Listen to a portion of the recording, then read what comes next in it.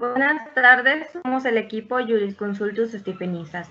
Esta es la actividad número 5, Derecho Sucesorio, del cual obtuvimos información del Código de Familia para el Estado de Yucatán. Libro segundo, Sucesiones. Artículos del 570 al 921. Para comenzar, es muy importante señalar que existen dos maneras en que puede llevarse a efecto una sucesión, los cuales son la sucesión testamentaria y la sucesión legítima o mixta. Por consiguiente, existen dos temas de gran relevancia, los cuales son la herencia y el legado. Para empezar, la herencia es el conjunto de bienes, derechos u obligaciones que no se extinguen por la muerte, se transmiten a otros individuos considerados como herederos. Por su parte, el legado es el acto a través del cual una persona en su testamento decide repartir una parte muy concreta de sus bienes a otra persona determinada.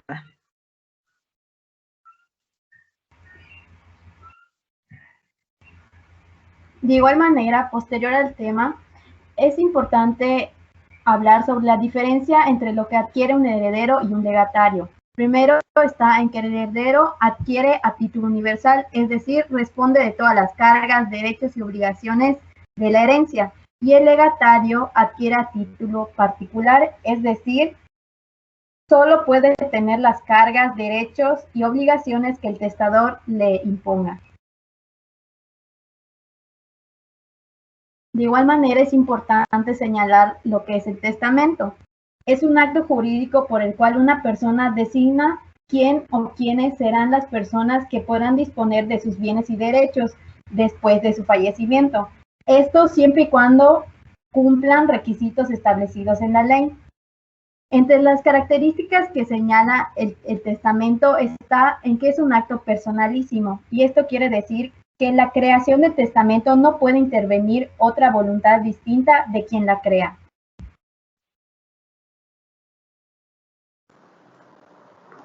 En este momento es importante señalar quiénes son incapaces para poder hacer testamento.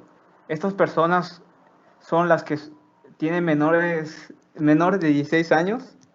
Son aquellas que padecen un trastorno mental, ya sea transitorio o permanente. De igual manera, los sordomudos que no sepan leer y escribir. De igual manera, es importante que señalemos cuáles son los dos tipos de testamento que pueden existir. Estos se dividen en ordinarios y en especiales. Los testamentos ordinarios pueden ser público abierto y hológrafo, mientras que los testamentos especiales se dividen en militar, marítimo y hecho en país extranjero. Como ya hemos mencionado, el testamento ordinario se divide en testamento público abierto y testamento hológrafo.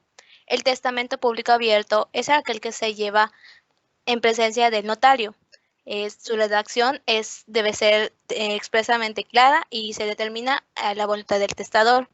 Además del notario y del testador, debe haber 3 testigos presentes en el acto. El testamento hológrafo es el testamento que se debe ser escrito a puño y letra del testador. Solo puede ser otorgado por personas que ya cuenten con la mayoría de edad. Las características principales del testamento hológrafo debe ser escrita y firmada por el testador, expresando el día, mes y año que fue realizado el testamento. En caso de los extranjeros, este podrá realizar en su propio idioma.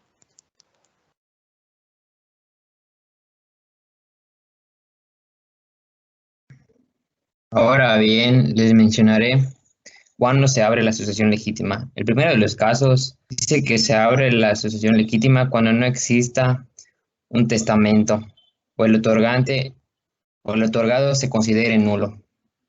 De igual forma, el que se declare nulidad por sentencia ejecutoria y el testamento haya sido revocado. Otro aspecto importante es cuando no cumpla con la condición impuesta al heredero. Y por último, el heredero muera antes del testador, repudie la herencia o sea incapaz de heredar si no se ha nombrado sustituto. Ahora bien, les hablaré sobre quiénes tienen derecho a la sucesión legítima. En primer caso nos habla sobre los hijos o hijas ascendientes, el cónyuge que sobrevive, concubinario o concubina, en ciertos casos con exclusión de los colaterales. En segunda instancia nos habla sobre faltando descendientes en línea recta de primer grado y ascendientes, el cónyuge que sobrevive, concubinaria o concubina, en ciertos casos con exclusión de los colaterales. Faltando el cónyuge, el concubina o concubina, los hermanos y sobrinos, representantes de hermanos difuntos con exclusión de los demás colaterales. Faltando hijos o hijas, ascendientes, cónyuges, concubinario o concubina, hermanas, hermanos y sobrinos, los tíos con exclusión de los demás colaterales.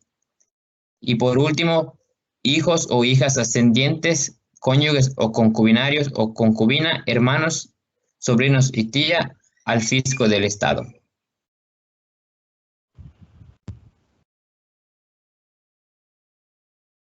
Una vez mencionado lo anterior, procederé a hablar sobre la figura del albacea, la cual es aquel o aquella persona que va a ejecutar la última decisión o voluntad del testador, es decir, que hará la función de velar por la adecuada ejecución del testamento y aseguramiento de los bienes de la herencia. Con respecto a la designación del albacea, de primera instancia es mencionar que el testador puede tener uno o más. Sin embargo, dentro de esto puede darse diferentes situaciones, como son las siguientes.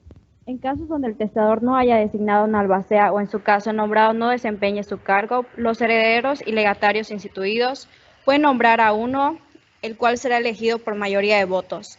Si no se da la mayoría de votos, puede ser nombrado por un juez entre los candidatos propuestos anteriormente, y también el juez debe nombrar uno cuando no haya heredero o legatarios o si el nombrado no entre a la herencia.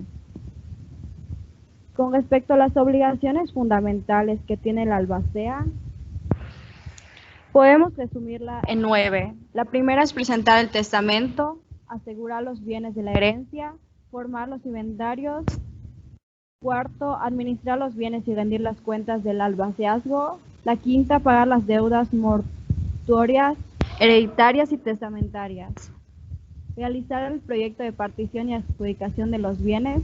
Defender en juicio y fuera de él la herencia y la validez del testamento, representar a la sucesión en todos los juicios que hubieren de promoverse en su nombre, y por último las demás que disponga el código. Y es en conjunto que todas estas obligaciones permiten que la persona que sea el albacea pueda cumplir con su cargo. Y ese tema es el último de la presente exposición, siendo todo por nuestra parte y por lo que también agradecemos su atención.